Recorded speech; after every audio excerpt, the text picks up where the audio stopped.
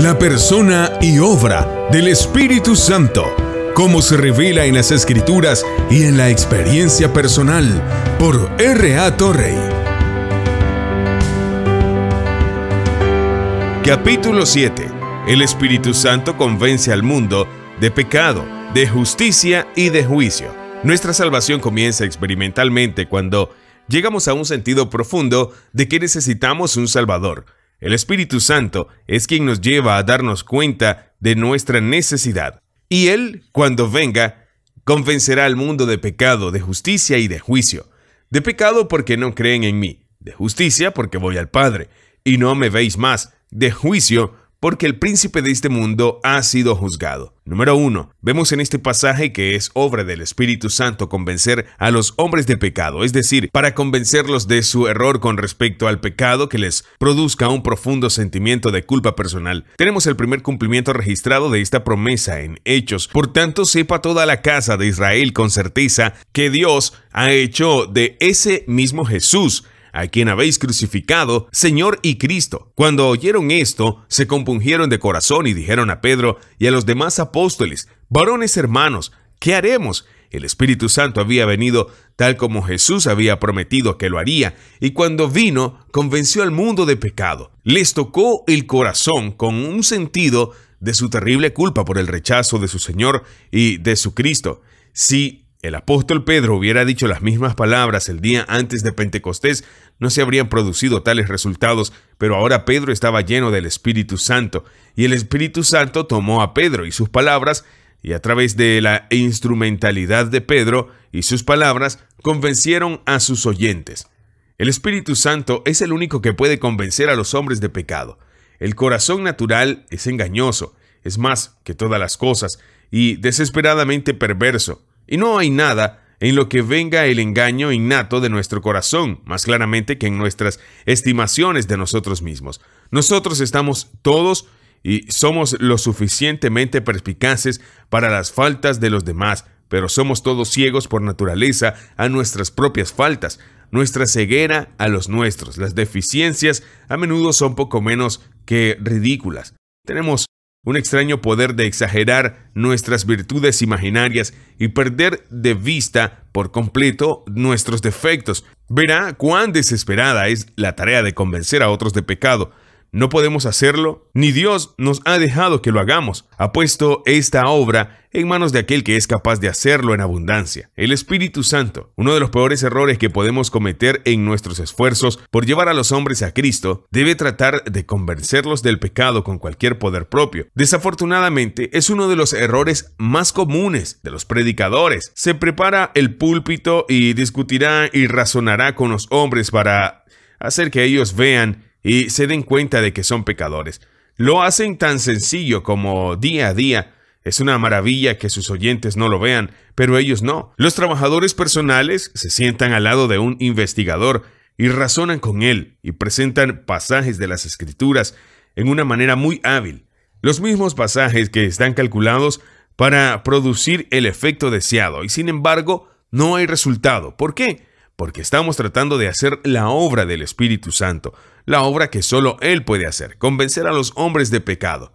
Si tan solo tuviéramos en mente nuestra total incapacidad para convencer a los hombres de pecado y nos arrojamos sobre Él con total impotencia para hacer la obra, veríamos resultados. Al final de una reunión de investigación en nuestra iglesia en Chicago, uno de nuestros mejores trabajadores me trajo a un ingeniero en el ferrocarril, Panhandle, con el comentario: desearía que hablara con este hombre. Llevo hablando con él 2 horas sin resultado. Me senté a su lado con mi Biblia abierta y en menos de 10 minutos ese hombre, bajo una profunda convicción de pecado, estaba de rodillas clamando a Dios por misericordia. El trabajador que lo había llevado hasta donde mí, le dije, cuando el hombre había salido: eso es muy extraño. ¿Qué es extraño?, pregunté. ¿Sabe?, dijo el trabajador. Utilicé exactamente los mismos pasajes para tratar con este hombre que usted trató, y aunque había trabajado con él durante 2 horas, no tuve resultado. En 10 minutos, con los mismos pasajes de las Escrituras, lo trajeron bajo convicción de pecado y aceptó a Cristo. ¿Cuál fue la explicación? Simplemente esto: por una vez Ese trabajador había olvidado algo que rara vez olvidaba, que el Espíritu Santo debe hacer el trabajo. Había estado tratando de convencer al hombre de pecado, había usado los pasajes correctos, había razonado sabiamente, había hecho un caso claro, pero no había mirado al único, uno que pudiera hacer el trabajo. Cuando me trajo al hombre, le dije: usted ha trabajado con él durante 2 horas sin resultado. Pensé para mí mismo, si este trabajador experto ha trabajado con él durante 2 horas sin resultado, ¿de qué sirve tratar con él? Y en un sentido de absoluta impotencia, me arrojé sobre el Espíritu Santo para hacer el trabajo. Y él lo hizo. Pero aunque no podemos convencer a los hombres de pecado, hay uno que puede. El Espíritu Santo puede convencer del pecado al hombre más endurecido y ciego. Él puede cambiar a hombres y mujeres de un total descuido e indiferencia a un lugar donde se sienten abrumados por el sentido de la necesidad de un Salvador. ¿Con qué frecuencia hemos visto esto ilustrado? Hace algunos años, los oficiales de la iglesia de la avenida Chicago estaban agobiados por el hecho de que había tan poca convicción profunda de pecado manifestada en nuestras reuniones. Hubo conversaciones, muchas fueron agregadas a la iglesia, pero muy pocas llegaron con una convicción de pecado aparentemente abrumadora. Una noche uno de los oficiales de la iglesia dijo: hermanos, me preocupa mucho el hecho de que tengamos tan poca convicción de pecado en nuestras reuniones. Mientras tenemos conversaciones y muchas adhesiones a la iglesia, la sugerencia fue aceptada por todo el comité. No habíamos estado orando muchas noches cuando un domingo por la noche vi en el asiento delantero debajo de la galería un hombre vestido de manera muy vistosa, de cara muy dura. Un gran diamante brillaba desde la parte de enfrente de su camisa. Estaba sentado junto a uno de los diáconos. Como yo lo miré mientras predicaba, pensé para mí mismo: ese hombre es un deportista y Deacon John ha estado pescando hoy. Eso resultó que yo tenía razón. El hombre era hijo de una mujer que tenía una casa de deportes en una ciudad occidental.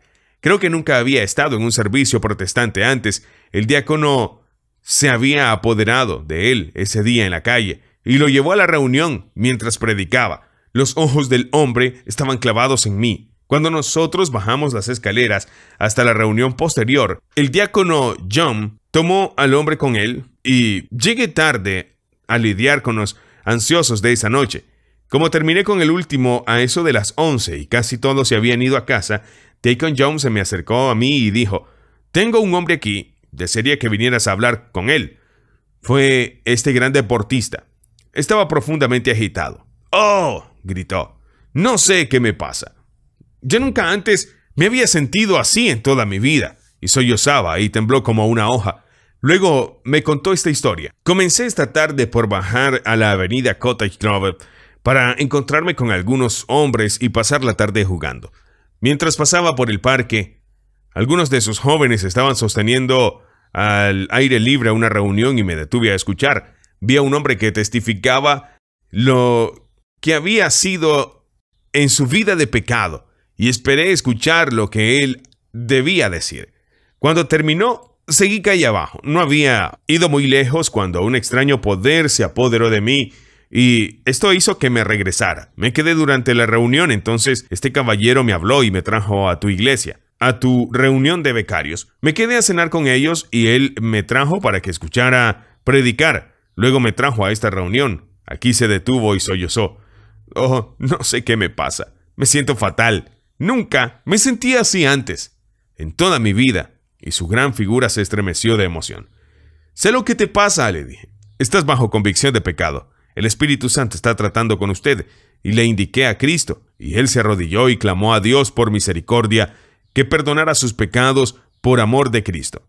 No mucho después, un domingo por la noche, vi a otro hombre sentado en la galería, casi exactamente encima de donde se había sentado este hombre. Un diamante brillante también, al frente de la camisa de este otro hombre. Me dije a mí mismo: hay otro deportista. Resultó ser un viajero y también deportista.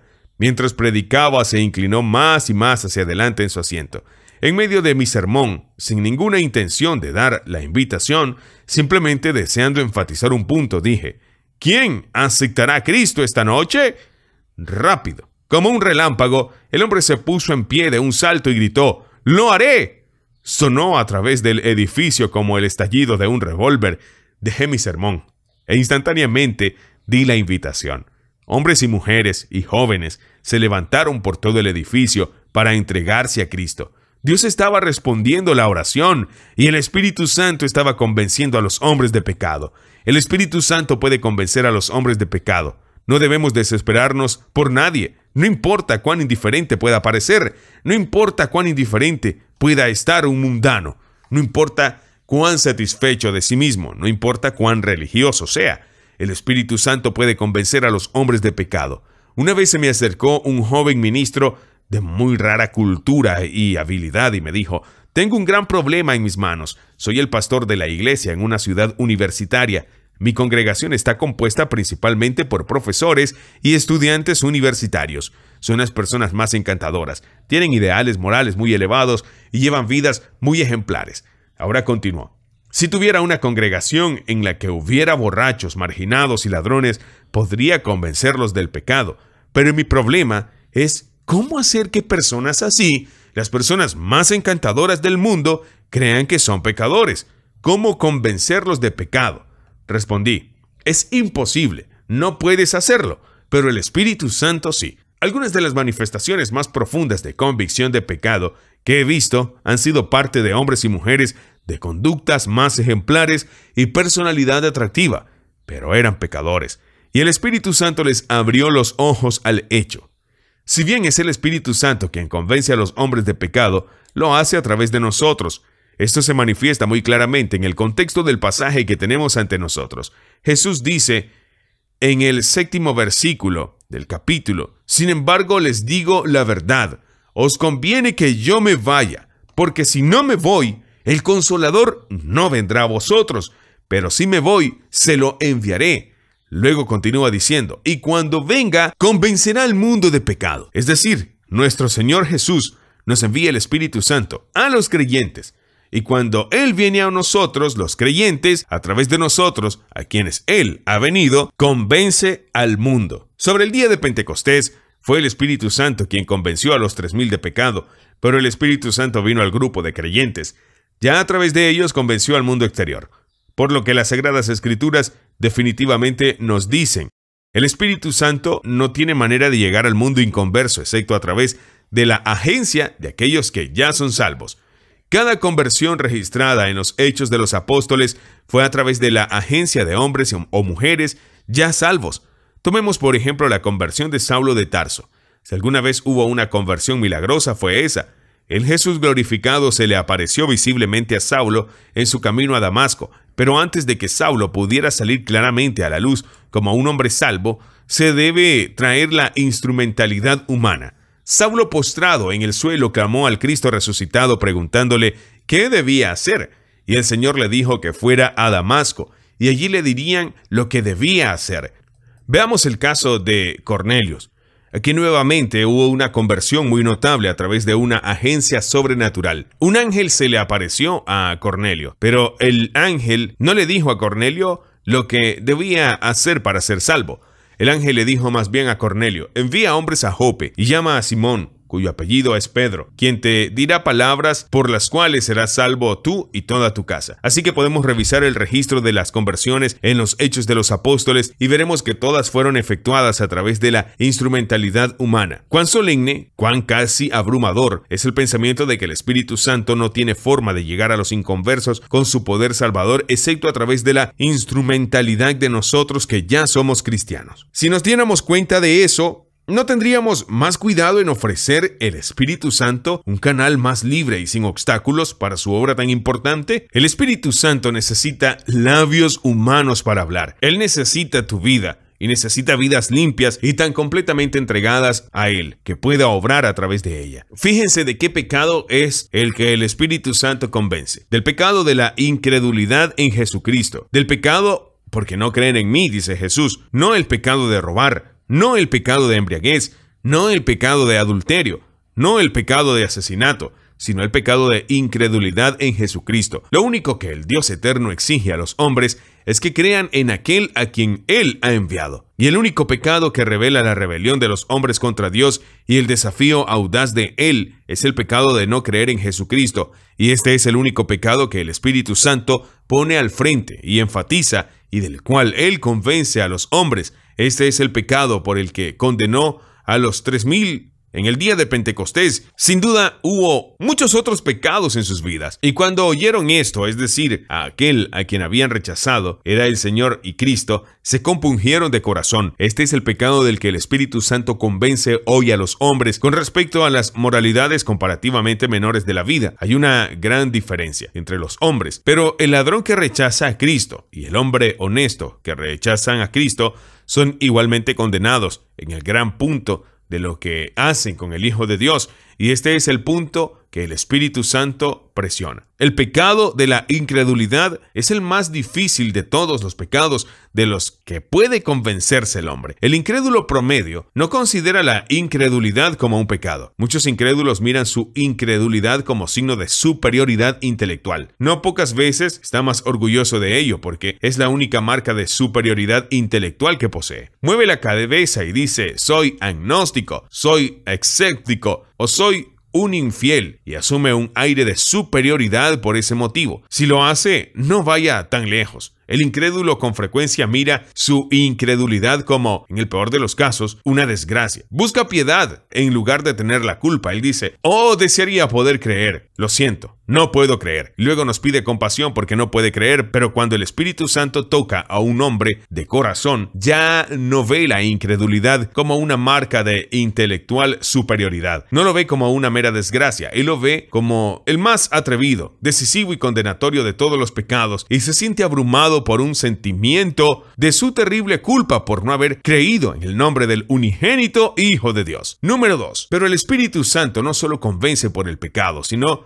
que también por la justicia. Él convence al mundo con respecto a la justicia, porque Jesucristo se ha ido al Padre, es decir, Él convence. Convence con un convencimiento que se condena a sí mismo, al mundo de la justicia de Cristo atestiguada por su ir al Padre. La venida del Espíritu es en sí misma una prueba de que Cristo se ha ido al Padre, y el Espíritu Santo abre así nuestros ojos para ver que Jesucristo, a quien el mundo condenó como malhechor, fue de hecho el justo. El Padre pone el sello de su aprobación sobre su carácter y reclama al levantarlo de entre los muertos y exaltarlo a su diestra y darle un nombre que está sobre todo nombre. En el mundo general, hoy, afirman creer en la justicia de Cristo, pero realmente no cree en la justicia de Cristo, no tiene una concepción adecuada de la justicia de Cristo. La justicia que el mundo atribuye a Cristo no es la justicia que Dios le atribuye, sino una pobre justicia humana, quizás un poco mejor que la nuestra. Al mundo le encanta poner los nombres de otros hombres que considera buenos junto con el nombre de Jesucristo, pero cuando el Espíritu de Dios viene a un hombre,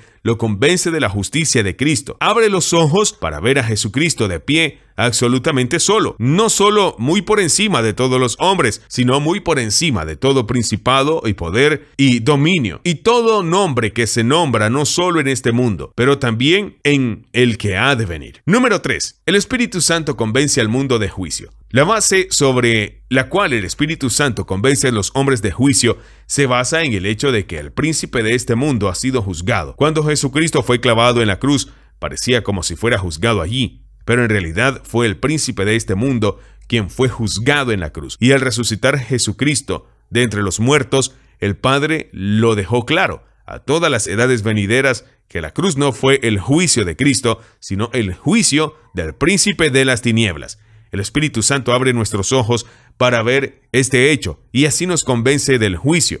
Hay una gran necesidad hoy de que el mundo esté convencido del juicio. El juicio es una doctrina que ha pasado a un segundo plano, que de hecho casi se ha perdido de vista. Hoy en día no es popular hablar de juicio, retribución o infierno. Aquel que enfatice el juicio y la retribución futura no se cree que esté del todo actualizado. Se le considera medieval o incluso arcaico. Pero cuando el Espíritu Santo abre los ojos de los hombres, estos creen en el juicio. En los primeros días de mi experiencia cristiana, tuve grandes dificultades con la doctrina bíblica de la retribución futura. Volví una y otra vez a lo que enseñó acerca de las penas eternas del pecado persistente. Parecía como si pudiera no creerlo. No debe ser verdad. Una y otra vez me apartaría de las severas enseñanzas de Jesucristo y los apóstoles sobre este asunto. Pero una noche estaba esperando en Dios para poder conocer al Espíritu Santo en una manifestación más completa de su presencia y su poder. Dios me dio lo que buscaba. Esa noche Y con esa experiencia más amplia de la presencia y el poder del Espíritu Santo, vino tal revelación de la gloria infinita de Jesucristo, que ya no tuve ninguna dificultad con lo que decía el libro sobre el juicio severo